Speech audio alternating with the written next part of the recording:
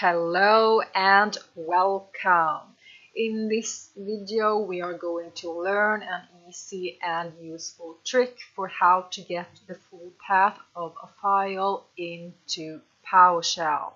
But first we have to navigate to that file that we are going to use.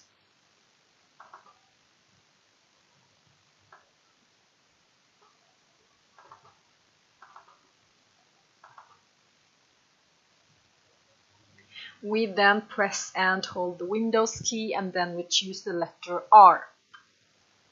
And then we drag that file that we are going to use inside of the app Run.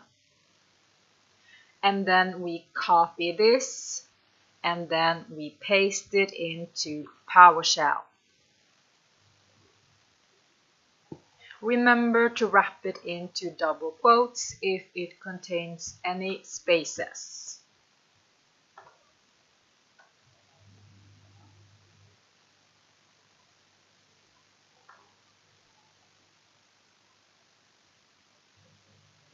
We will now run the script and we will see that in 5 seconds this file will open.